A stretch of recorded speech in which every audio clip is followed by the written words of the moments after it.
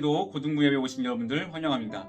이 시간 예배하기 전에 우리가 일주일 동안 지었던 죄를 회개하는 시간 갖도록 하겠습니다.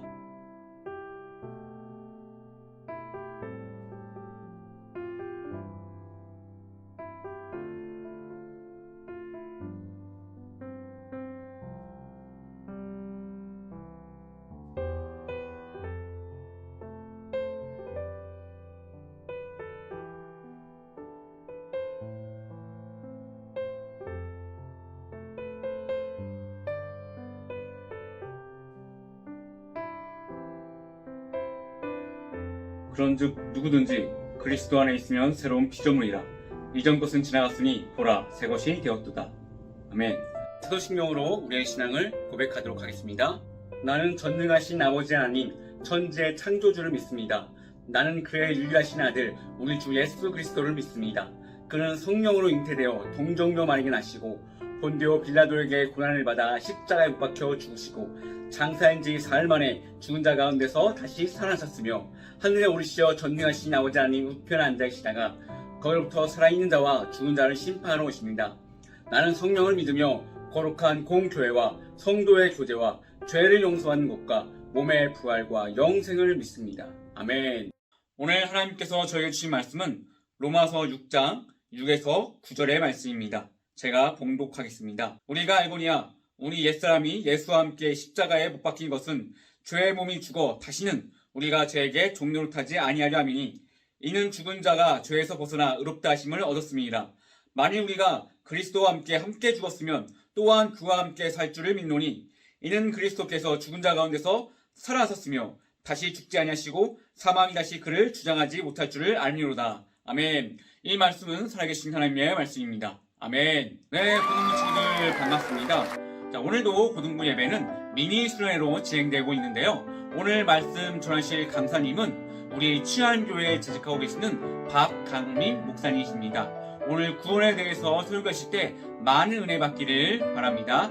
자, 오늘 목사님 나오실 때 뜨거운 박수로 환영하도록 하겠습니다.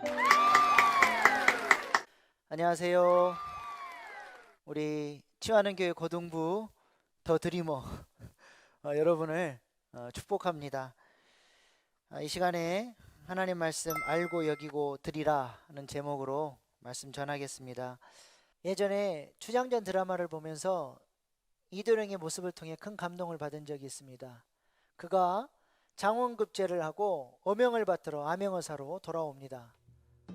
그런데 금이 환영한 것이 아니라 자신의 신분을 숨기고 거짓골로 돌아오게 됩니다.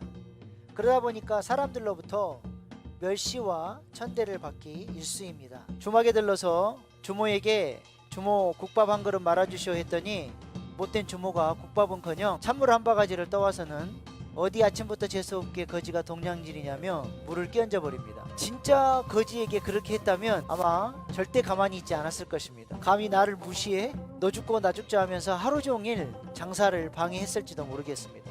왜냐면 자존감이 약한 사람은 누군가가 그 자존심을 건들면 폭발하게 되어 있거든요.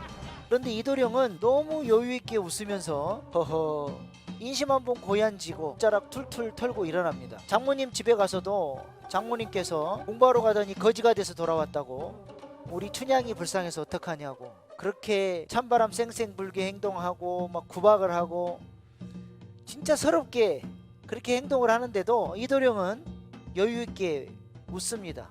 넉살 좋게 웃으면서 허허 어머니 이거 왜 이러십니까 하면서 여유가 넘칩니다. 왜 그렇습니까? 왜 사람들이 멸시하고 천대하는데도 그가 그렇게 여유있게 웃을 수 있습니까? 그의 가슴 속에 마패가 있기 때문입니다. 당신들이 내가 누군지 몰라서 무시를 하는 거지 나는 암행어사다. 내가 마패를 꺼내는 날 내가 누구인지 알게 될 것이다. 역전 드라마를 꿈꾸면서 회심의 미소를 짓는 것입니다. 자기가 누군지 분명히 아니까 사람들의 멸시와 천대도 넉넉하게 이겨낼 수 있었던 것입니다. 이 모습이 얼마나 멋있던지 저도 마패를 샀다는 거 아닙니까? 남원 강한루에서 말 3개짜리도 아니고 5개짜리로 구입을 했습니다.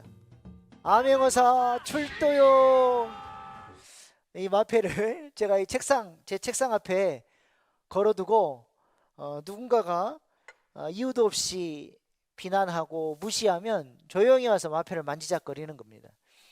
당신들이 뭐라 그래도 나는 하나님의 오명을 받은 하나님 나라의 암행하사다 하면서 스스로를 위로하는 것입니다. 저만 하나님 나라의 암행하사입니까? 예, 우리 모두 하나님의 오명을 받아 하나님 나라를 위해 섬기라고 부름받은 존귀한 하나님 나라의 암행하사들인 줄로 믿습니다. 예, 우리가 누구인지 아는 게 참 중요합니다. 내가 누구인지 알면 삶이 달라지는 것입니다. 오늘 본문 말씀에서 사도 바울은 세 단어를 통해서 우리의 신분에 대해서 말씀합니다. 알라, 여기라, 드리라. 내가 누구인지 알고 복음 안에서 그리스도 안에서 내가 얼마나 존귀한 존재인지 스스로 믿고 여기며 그 신분에 맞게 살아야 함을 말씀합니다. 첫 번째로 사도 바울이 그렇다면 우리가 알아야 할 신분이 어떠하다고 말씀합니까? 오늘 본문 6절로 7절 말씀입니다. 우리 한 목소리로 같이 읽어보겠습니다. 우리가 알거니와 우리 옛사람이 예수와 함께 십자가에 못 박힌 것은 죄의 몸이 죽어 다시는 우리가 죄에게 종노릇하지 아니하려 함이니 이는 죽은 자가 죄에서 벗어나 의롭다 하심을 얻었음이라. 우리가 알아야 하는데 무엇을 알아야 한다고 말씀합니까? 우리가 전에는 죄의 종노릇하는 존재들인데 이제는 의롭다 하심을 얻은 존재가 되었음을 알아야 한다고 말씀합니다. 다시 말해서 죄의 종노릇하던 우리가 구속받았다는 것입니다. 구속이라는 말은 과거 노예제도에서 온 말인데 몸값이 지불되었다는 뜻입니다. 그래서 우리가 이런 그림을 그려볼 수가 있습니다. 한 노예 시장에 노예 가족이 매물로 나왔습니다. 이들은 비록 좀 고생을 하더라도 한 곳으로 팔려가서 온 가족이 함께 지내기를 원하는데 못된 노예 상인은 이러한 가정의 그 사정을 봐주지 않고 아빠 따로 엄마 따로 애들 따로 그렇게 팔아버리려고 합니다. 그러면 어떻게 되죠? 이제 다시는 사랑하는 가족을 죽을 때까지 못 만나게 되는 겁니다. 그래서 아버지가 노예 상인에게 막 간청을 합니다. 우리 가족을 좀 지켜달라고. 그렇게 간청을 하다가 이미 심하게 채찍에 맞아서 피 흘려서 쓰러졌습니다. 옛날 노예 상인들이 일부러 그렇게 채찍질을 했다 그래요. 왜냐하면 이놈은 이렇게 채찍질을 해도 말을 잘 듣는 사람입니다. 그걸 보여주려고 일부러 그랬다는 거예요. 그리고 아버지가 이렇게 피 흘려 쓰러져 있는 모습을 저 자식은 보고 공포에 질려서 벌벌 떨고 있습니다. 그런데 마침 이 모습을 마차를 타고 지나가다가 우연히 마음씨 좋은 부자 관리가 보게 돼요. 그리고 그 가족을 향한 불쌍한 마음을 갖게 됩니다. 그리고 노예 상인을 불러서 그 가족의 몸값이 얼마인지 물어봅니다. 그리고 집사를 통해서 그들의 몸값을 지불하게 하죠. 그들의 몸값이 지불되는 순간 이제 소속이 달라집니다. 더 이상 그 무서운 노예 상인의 지배 아래서 두려움 가운데 살 필요가 없는 거예요. 이제는 소속이 마음씨 좋은 그 부자에게로 이제 넘어간 것입니다. 그리고 그들을 집으로 데려가서 목욕을 시키고 상처를 싸매고 깨끗한 옷으로 갈아입힌 후에 자신의 집무실로 불러서 증서 하나를 써줘요. 노예 해방 증서입니다. 이 증서를 줄 테니 당신들의 몸값은 이미 지불되었으니까 이제 자유롭게 사십시오. 행복하게 사십시오. 풀어주는 겁니다. 이것이 바로 구속이라는 단어 속에 내포되어 있는 의미입니다. 우리도 예전에 죄의 종노릇하면서 죄의 지배 아래서 비참하게 살았습니다. 그런데 예수님께서 십자가에 피 흘려 죽으심으로써 우리의 죄값을 다 지불하시고 우리를 죄와 사망의 법에서 해방시켜 주셨어. 어둠의 나라에서 이제 빛의 나라로, 죄의 종노릇하는 수준에서 이제 의로운 존재로 이렇게 하나님이 우리를 건져 주셨다는 것입니다. 사도 바울은 우리가 이것을 알아야 한다고 말씀합니다. 여기서 안다는 그 히라고 단어는 기노스코인데 지식적으로 아는 것을 말하는 것이 아니라 경험적으로 아는 것을 말합니다. 질문하겠습니다. 우리 고등부 친구들은 구속받은 존재입니까? 구속의 경험이 있습니까? 질문을 좀 바꿔보겠습니다. 우리 고등부 친구들은 오늘 밤 갑자기 죽어도 천국 갈 자신이 있습니까? 나는 지금 당장 죽어도 천국 갈 수 있다. 손 한번 들어보십시오. 손 안 든 친구들은 구원 못 받은 것입니까? 성경이 우리에게 가르쳐 주시는 구원, 구속은 너무 쉽습니다. 하나님께서 예수님을 통해서 이미 우리의 모든 죄의 값을 다 지불하셨다는 겁니다. 과거 구약 시대에 죄인들이 어떻게 자신의 죄 문제를 용서받고 구원받았습니까? 죄의 삭은 사망인데 나의 죄 때문에 내가 죽어야 되는데 구약 시대 사람들은 흠없는 어린 양을 제물로 하나님 앞에 데리고 와서 제물의 머리 위에 안수합니다. 안수는 내 죄가 제물에게로 전가되는 거예요. 내 죄가 양이 대신 짊어지고 내가 죽어야 되는데 양이 피 흘려서 죽음으로써 그 죄의 값을 피 흘림을 통해서 지불함으로써 내가 용서받게 되는 겁니다. 예수님이 왜 십자가에서 죽으셨냐? 구약시대 어린 양과 똑같은 거예요. 내가 믿음으로 예수님께 안수하면 나의 모든 죄가 예수님께로 전가되고 예수님이 내가 죽어야 되는데 예수님이 대신 십자가에서 죽으심으로써 우리의 모든 죄의 값을 다 지불하신 거예요. 하나님이 우리의 모든 죄 문제를 다 해결해 주셨다는 거예요. 우리에게 그래서 하나님이 노예 해방 증서를 써주시고 내가 너를 구원하기를 원한다. 내가 너를 구속하기를 원한다. 그 마음씨 좋은 부자 관리처럼 내가 너희들에게 노예 해방 증서를 써줄게. 이렇게 지금 주는데 구원은 어떻게 받으면 돼요? 그냥 아멘 감사합니다 받으면 구원의 문제는 끝나는 거예요. 내가 하는 건 하나도 없습니다. 하나님이 은혜로 다 해놓으셨어요. 인격적으로 하나님을 받아들이기만 하면 구원의 문제는 해결이 됩니다. 오른손 한번 들어보십시오. 오른손. 왜 오른손 들었어요? 목사님이 들라고 했으니까. 살아있는 인격체이기 때문에 제가 오른손을 드십시오 그러면 듣고 오른손을 들었던 것처럼 하나님도 마찬가지입니다. 하나님도 살아계신 분이셔요. 그래서 하나님께서 나를 사랑하신다는 사실을 내가 믿고 하나님 저는 죄인입니다. 저의 죄를 예수님께 드립니다. 저는 이제 하나님 자녀가 되고 싶습니다. 예수님을 제 마음 가운데 모셔드립니다. 이 시간에 제 마음 가운데 아버지의 생명을 영생을 부어주셔서 저를 자녀 삼아 주십시오.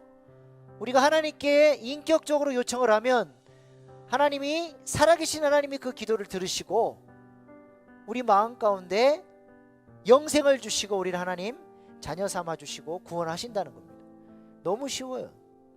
구원은 내 힘으로 하는 것이 아니라 전적인 하나님의 은혜로 우리가 구원을 받는 것입니다. 그래서 요한계시록 3장 20절 말씀에 보면 볼지어다 내가 문 밖에 서서 두드리노니 누구든지 내 음성을 듣고 문을 열면 내가 그에게로 들어가서 그와 더불어 먹고 그는 나와 더불어 먹으리라. 누구든지 내가 문 밖에 서서 너희 마음의 문을 두드린다는 하나님이 내가 너를 구원하고 싶다. 내가 너를 향한 사랑을 갖고 있는데 이 사랑을 받아주겠니? 마음의 문을 열고 아멘 환영합니다. 그러면 구원받는 거예요. 그래서 요한복음 1장 12절에도 영접하는 자 곧 그 이름을 믿는 자들에게는 하나님의 자녀가 되는 권세를 주셨으니 영접이 뭐예요? 바깥에서 누가 초인종을 띵동 눌러요. 봤더니 사랑하는 엄마야. 엄마! 문을 탁 열면서 엄마를 영접하는 하나님이 똑똑똑 내가 너를 사랑한다. 내가 너를 자녀 삼고 싶다. 아멘. 하나님 제가 하나님을 아버지로 모시고 싶습니다. 영접하면 하나님 자녀가 된다는 겁니다. 그래서 우리가 사도신경으로 신앙 고백을 할 때 하나님을 뭐라고 고백해요? 나는 전능하신 아버지 하나님 천지의 창조주를 믿습니다. 하나님 전능하신 하나님이 나와 상관없는 분이 아니라 나를 너무 사랑하시는 아버지로 우리가 이제 그 하나님을 고백할 수 있게 됐다는 겁니다. 이게 얼마나 큰 은혜입니까? 이 은혜가 실감이 나십니까? 제가 조금 더 실감 날 수 있도록 예를 하나 들어보겠습니다. 만약 제가 10억이라는 큰 돈이 급하게 필요하게 됐습니다. 이제 이 돈을 갚지 못하면 저는 죽어야 돼요. 그래서 제 능력으로 이 문제를 해결할 수가 없어서 누군가의 도움을 받아야 되니까 아마 제 마음속에 가장 먼저 떠올랐던, 도움을 구할 사람으로 떠올랐던 사람은 아마 저희 부모님일 것 같습니다. 가장 저를 사랑하는 저희 부모님, 그분, 우리 부모님께 찾아가서 제가 자초지성을 이렇게 설명을 하고 10억이 필요한데 10억을 주실 수 있겠습니까? 요청을 하면 저희 부모님은 저를 사랑하시기 때문에 아들을 살릴 수만 있다면 뭐 자신들의 목숨까지 바쳐서라도 아들을 살리겠다고 하시겠죠. 근데 평생 시골에서만 목회를 하셨던 분들이 무슨 10억이 있겠습니까? 그래서 아들을 너무 사랑하지만 능력이 없어서 아들을 도와줄 수가 없어요. 그래서 능력 있는 사람을 찾아야 되겠다. 그래서 제 마음속에 떠오른 사람이 우리나라 최고의 부자로 알려진 삼성 부회장 이재용, 얼마 전에 출소했죠. 이 부회장님을 제가 뭐 만날 수도 없겠지만 만났다고 하고, 회장님 저에게 10억만 주실 수 있겠습니까? 요청하면 이분이 10억을 주실까요? 안 주실까요? 안 줘요. Nope. 왜요? 이분은 저에게 10억을 줄 수 있는 능력은 충분합니다. 뭐 타고 다니는 차가 뭐 몇 억씩 하니까 돈을 줄 수 있는 충분한 능력이 있지만 결정적으로 저를 사랑하지 않기 때문에 Nope. 저는 그분으로부터 도움을 받을 수가 없는 것입니다. 그런데 우리 하나님은 어떤 분이셔요? 전능하셔서 천지를 만드신 그 하나님이 나를 사랑하시되 십자가에서 자신의 목숨을 버리시기까지 나를 사랑하시는 아버지라고 말씀하시는 겁니다. 우리가 구원을 통해서, 예수님의 구속을 통해서 하나님을 이런 전능하시면서 동시에 나를 너무 사랑하시는 아버지로 우리가 만날 수 있게 된 것입니다. 그래서 우리의 삶에 문제가 있을 때에 하나님 앞에, 전능하신 하나님 앞에 나가서 우리의 문제들을 간구하고 구하면 그 사랑이 많으신 아버지께서 우리를 향해서 역사해 주심으로써 기도에 응답하시고 우리의 삶을 인도하시고 또 필요한 것들을 공급해 주심으로써 우리의 삶을 아름답게 인도해 가시고 문제들을 해결해 주신다는 것입니다. 사도 바로 우리가 더 이상 이제 죄의 종로로 타는 존재가 아니라 전능하신 하나님을 아버지로 모시는 존재가 됐음을 알고 그 하나님을 지식으로만 아는 것이 아니라 경험적으로 충만하게 누리며 알아가는 그런 삶을 살아야 한다고 말씀합니다. 우리의 삶에도 그렇게 전능하신 하나님을 나의 아버지로, 나의 사랑하는 아버지로 그렇게 경험적으로 알아가는 그런 귀한 인생 될 수 있기를 소망합니다. 그러면 두 번째로 우리가 믿고 여겨야 할 것은 무엇입니까? 오늘 본문 11절 말씀입니다. 우리 한 목소리로 같이 읽겠습니다. 이와 같이 너희도 너희 자신을 죄에 대하여는 죽은 자요 그리스도 예수 안에서 하나님께 대하여는 살아있는 자로 여길지어다. 여기서 여긴다는 말은 그 히브리어로 로기조마이라는 단어를 쓰는데 하나님의 말씀을 있는 그대로 수용하고 스스로 그렇게 믿고 여기는 것을 말합니다. 나는 더 이상 죄의 종로로 타는 죄의 종이 아니라 그리스도 안에서 거룩하고 존귀한 존재가 되었음을 지식적으로 아는 수준을 넘어서 스스로 그렇게 스스로를 그렇게 존귀하고 거룩한 존재로 믿고 여겨야 한다는 것입니다. 그런데 사탄은 자꾸 우리를 속여요. 어떻게 참소하고 우리를 공격합니까? 너는 더러운 존재다. 하나님께 가까이 나아갈 수 없다. 하나님은 너의 기도에 응답하지 않으실 것이다. 그래서 이렇게 사단이 자꾸 정죄하고 참소하다 보니까 많은 그리스도인들이 이러한 사단의 공격에 속아버려요. 그래서 어떻게 스스로를 생각하냐? 나는 더러운 존재다. 나는 하나님께 가까이 나아갈 수 없는 존재다라고 스스로를 생각하는 경향이 있습니다. 그러나 그러지 않습니다. 우리가 만약에 그렇게 스스로를 더러운 존재로 여기면 어떤 문제가 발생하죠? 내가 이미 더러운데 죄의 유혹들이 왔을 때 한 번 더 더러워지는 것, 한 번 더 죄 짓는 것을 쉽게 생각하게 됩니다. 그래서 너무 쉽게 죄에 무너지게 되고 넘어지게 된다는 것이죠. 내가 내 스스로를 어떻게 인식하고 있느냐, 그거에 따라서 우리의 삶의 모습들이 상당히 달라지는 것입니다. 예수님은 우리가 그렇게 더러운 존재가 아니라는 거예요. 예수 그리스도의 십자가의 보혈로 너희는 거룩하고 깨끗한 존재가 되었고 스스로 그렇게 믿고 여기라는 것입니다. 저는 이 말씀이 개인적으로 제 마음속에 새겨지고 스스로 믿고 여겨졌을 때 그 제 신앙생활의 수준이 완전히 달라지기 시작했던 것을 경험했습니다. 마귀는 생각으로 유혹을 합니다. 악한 생각이 막 떠올라요. 하루를 살다 보면 많은 악한 생각들이 떠오르죠. 그런데 내가 스스로를 거룩하고 존귀한 존재로 예수님의 십자가의 보혈로 하나님의 거룩한 자녀라고 하는 믿음이 있으니까 악한 생각이 딱 떠올랐을 때 제 마음속에서 어떤 생각이 떠오르냐면, 나는 이런 짓이나 하고 살아갈 그런 존재가 아니야. 나는 깨끗한 존재야. 거룩한 존재야. 악한 생각이 떠올랐는데 생각의 수준에서부터 이것은 나와 어울리지 않는 생각이야. 이게 잘라버리게 되고 내 스스로를 스스로 보호하고 구별하기 시작했다는 것입니다. 저는 대학 시절에 좀 밝은색 옷을 즐겨 입었어요. 면바지를 이렇게 흰색이나 뭐 아이보리 계열의 그런 면바지를 즐겨 입었는데, 그런 옷을 입으면 뭐 어떤 색 옷을 입어도 코디가 잘 되고 깔끔해 보였습니다. 근데 문제는 너무 쉽게 더러워진다는 것입니다. 그래서 그런 옷을 입는 날은 다른 때보다 훨씬 조심을 해요. 음식을 먹을 때도 조심하고 어디 가서 앉을 때도 깨끗한지 안 깨끗한지 확인하고 앉고, 짜장면이라도 먹는 날에는 면발 길게 뽑다가 튀어버릴까봐 면발 조금만 빼고 막 입을 갖다 대면서 먹었는데, 그렇게 먹어도 확인해보면 꼭 음식물이 튀어있는 거예요. 하루는 이제 친구 집에 놀러 갔는데 친구가 점심으로 짜장면을 먹자 그래서 시켜 먹었습니다. 그날도 밝은색 면바지를 입고 있어서 내가 오늘은 반드시 승리하리라, 한 방울도 튀지 않고 끝까지 잘 먹으리라 조심조심 먹었습니다. 거의 다 먹어가는데 확인해 보니까 한 방울도 안 튀었어요. 야, 오늘은 드디어 승리하는구나. 그런데 제 옆에 짜장면을 같이 먹던 제 친구 4살짜리 조카 녀석이 처음에는 포크로 짜장면을 먹더니 나중에는 양손을 써서 짜장면을 폭풍 흡입을 하고는 저보다 빨리 먹고 일어나면서 그 손으로 제 무릎을 짚고 일어나 버렸습니다.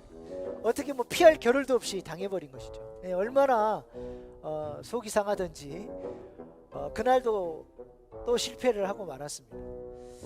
제가 왜 그렇게 조심하고 신경을 잔뜩 씁니까? 깨끗하니까, 더럽히고 싶지 않아서. 우리나라 여자들이 참 명품백을 좋아하는데 비가 오는 상황인데요.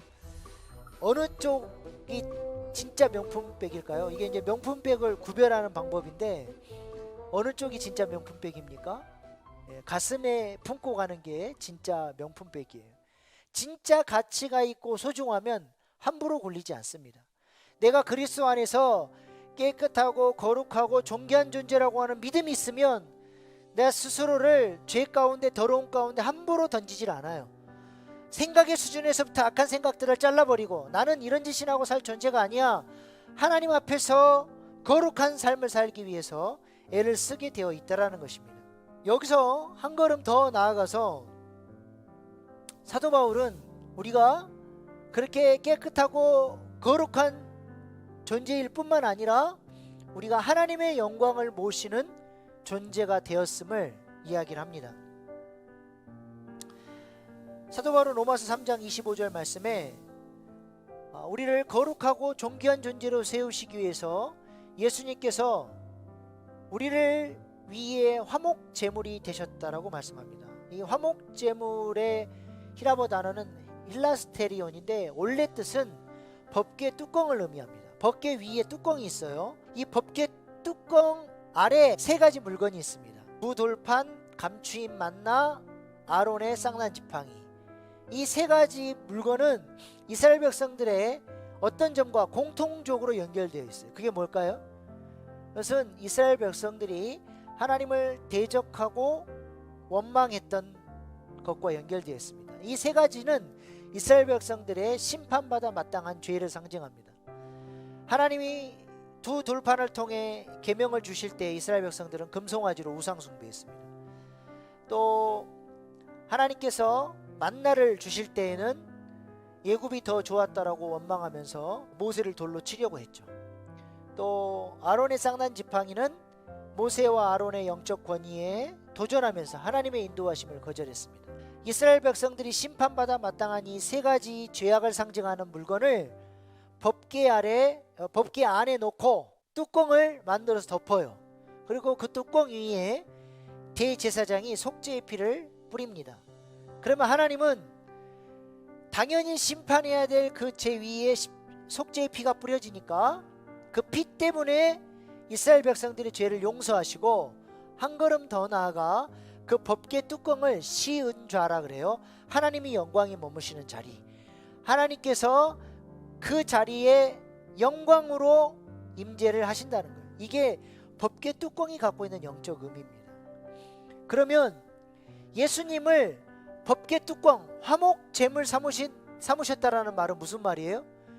예수님을 우리의 법궤 뚜껑 삼으셔서 우리를 덮으시고 그 위에 우리 가운데 속죄의 피를 뿌려서 하나님이 우리를 용서해 주신다는 거예요. 그리고 더 나아가서 우리 가운데 하나님이 영광으로 임재하신다는 겁니다. 무슨 말이에요? 하나님이 우리를 하나님의 영광을 모시는 거룩한 지성소로, 거룩한 성전으로 하나님이 우리를 세우셨다는 겁니다. 우리가 하나님의 영광을 모시는 그런 존귀한 존재가 되었음을 알고 그렇게 스스로 믿고 여겨서 하나님 앞에 구별된 삶, 승리하는 삶, 그렇게 자존감을 가지고 살아가는 삶이 되어야 한다라고 말씀을 하는 것입니다. 하나님 앞에서 우리가 그렇게 스스로를 거룩하게 믿고 여기고 구별함으로써 하나님께서 찾으시는, 그렇게 하나님께서 기뻐하시는 그런 존재들로 살아가는 저와 여러분 되기를 바랍니다. 마지막 세 번째로 우리는 거룩한 존재답게 이제 의의 무기로 하나님께 드려져야 함을 말씀합니다. 오늘 본문 12절로 13절 말씀입니다. 한 목소리로 같이 읽겠습니다. 그러므로 너희는 죄가 너희 죽을 몸을 지배하지 못하게 하여 몸의 사역에 순종하지 말고, 또한 너희 지체를 불의의 무기로 죄에게 내주지 말고, 오직 너희 자신을 죽은 자 가운데서 다시 살아난 자 같이 하나님께 드리며 너희 지체를 의의 무기로 하나님께 드리라.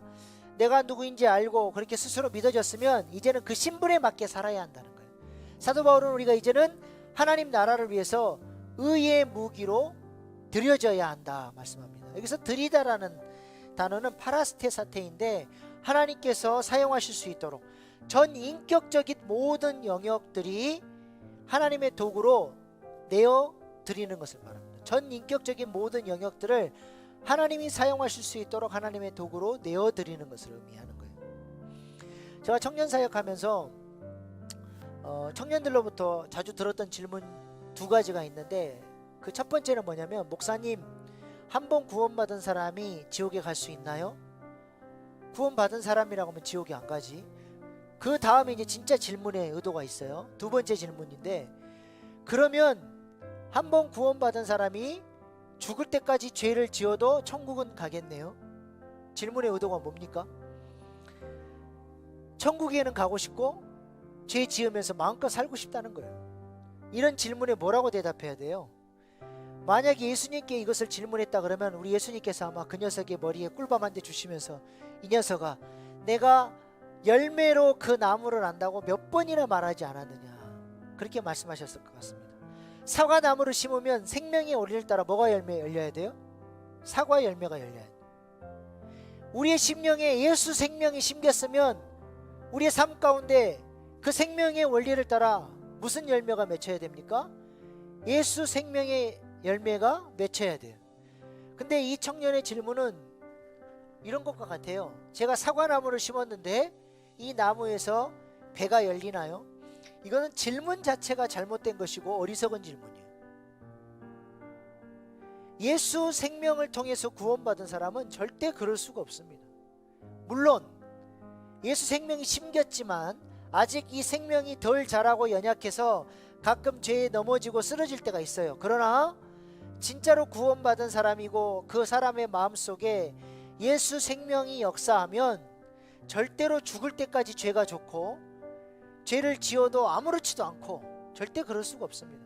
예수 생명이 있는 사람은 어떻게 해서든 그 죄를 이기고 싶고 하나님 뜻대로 살고 싶고 하나님을 사랑하고 싶고 그렇게 주님께서 기뻐하시는 모습으로 살고자 하는 마음의 경향성, 그렇게 마음의 소원이 있을 수밖에 없다라는 거예요. 그런데 죽을 때까지 죄가 좋고 죄를 지어도 아무렇지도 않고 그렇게 그냥 마음대로 살아가는 인생이 계속 좋다면 그 사람은 자기가 구원받았다고 착각한 거지 그 사람은 구원받은 사람이 아닙니다. 예수 생명 있는 사람이 절대 그렇게 살 수가 없다라는 거예요. 그래서 사도 바울은 우리 안에 예수 생명이 심겼기 때문에 이 생명이 이제는 자라고 성장해서 의의 무기로 하나님 나라를 위해서 드려지는 삶을 살아야 한다고 말씀을 합니다. 이러한 순종, 마음속에 하나님께서 은혜와 사랑을 부어주셔서 그 생명의 원리를 따라 그렇게 하나님 나라를 섬기고 싶고 하나님을 사랑하고 싶고 하나님 뜻대로 살고자 하는 사람들의 순종을 통해서 하나님 나라를 확장해 가시고 하나님은 그런 사람들의 삶을 통해서 영광을 받으시는 것입니다. 하나님께서 아브라함에게 이제야 내가 나를 사랑한 줄 알았다 그렇게 고백했을 때가 언제입니까? 아브라함이 하나님께 하나밖에 없는 아들 이삭을 드렸을 때입니다. 그러면 그 전에는 아브라함이 하나님을 사랑하지 않았나요? 아니죠. 하나님은 아브라함의 마음속에 하나님을 향한 사랑이 있는 것을 잘 알고 계셨고 그것을 기뻐하셨습니다. 그런데 왜 이삭을 바치고 난 이후에야 이제야 비로소 내가 나를 사랑한 줄 알았다 그렇게 말씀하셨을까요? 그것은 아브라함의 마음속에만 있던 그 사랑이 삶의 순종으로 헌신으로 이삭을 드리는 순종으로 나타났을 때 하나님이 그 삶의 열매를 보시고 너무 기뻐서 더욱 찬란하게 기쁘게 영광을 받으시면서 이제야 내가 나를 사랑한 줄 알았다 그렇게 말씀을 하신 것입니다. 하나님은 우리 가운데서도 삶의 열매를 보기를 원하시죠. 우리가 하나님을 사랑합니다. 그래서 하나님을 예배하고 찬양하고 찬양을 통해서 하나님을 사랑한다고 고백해요. 하나님이 그것들을 물론 기쁘게 받아주시지만 더 기쁘게 찬란하게 영광 받으실 때가 언제냐? 마음으로만 입술로만이 아니라 우리의 삶의 순종을 통해서 삶의 열매로 하나님 나라를 위한 헌신으로 그래서 믿음이 연약한 지체들을 돕고 누군가를 용서하고 전도하고 그렇게 하나님 나라가 나를 통해서 내 삶의 자리에서 하나님의 통치가 나타나고 하나님의 사랑이 전달되어지고 그렇게 하나님의 사람으로 살아가는 그 모습을 보실 때 하나님이 더욱 크게 영광을 받으신다는 것입니다. 그래서 우리가 우리의 삶을 통해서 하나님 앞에 영광을 돌릴 때 하나님이 그것을 기뻐하시고 우리를 사용하실 줄로 믿습니다. 하나님은 우리가 그런 사람이 되기를 원하시는 것이죠.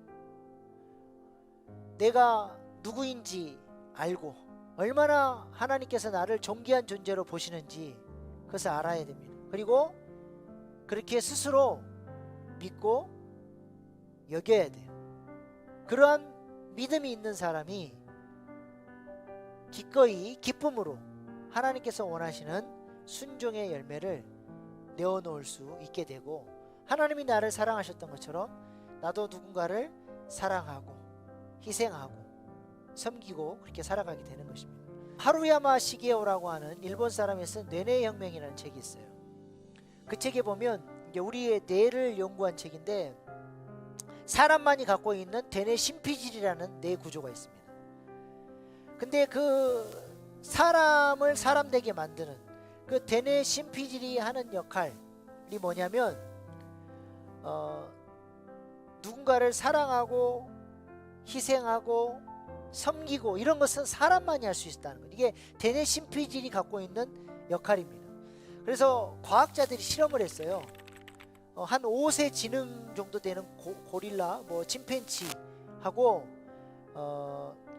이제 막 아장아장 1살 된 걷는, 이제 아장아장 걷는 아이하고 실험을 하는데, 실험자가 어떤 그 서랍장의 문을 열려고 하는데 잘 안 열려지는 신용을 해요. 그래서 막 도와달라고 막 신호를 보내는데, 그 5세 지능 이상의 그 지능을 갖고 있는 침팬지는 지 바나나나 까먹을 줄 알지 전혀 도와줄 기미도 없고 도와주지도 않습니다. 근데 이제 막 1살 된 아이는 와서 그 문 여는 것을 도와준다는 거예요. 이게 사람만이 갖고 있는 능력이라는 거예요. 근데 하루야마 시게오가 그런 굉장히 의미심장한 말을 그 자신의 책에 기록을 해요. 뭐 그 사람이 신앙인인지는 모르겠지만, 조물주가 사람을 이렇게 이렇게 창조하신 이유는 사람으로 하여금 대뇌 심피지를 사용하며 살도록 창조하신 것이 아닌가. 대뇌 심피지를 사용해서 누군가를 사랑하고 헌신하고 도와주면 그 대뇌 심피질의 기능을 통해서 우리 몸에 엔돌핀이라고 하는 호르몬이 막 형성이 된대요. 그래서 그 엔돌핀이 우리로 하여금 참된 기쁨, 행복을 느끼게 하고, 또 그것이 우리의 혈압을 조정하고 또 면역력을 증강시켜서 사람으로 하여금 행복하고 건강하게 살아갈 수 있도록 하는 그런 호르몬이 대뇌 심피지를 사용할 때 팍팍 나온다는 거예요. 하나님이 사람을 그렇게 디자인했다는 거예요.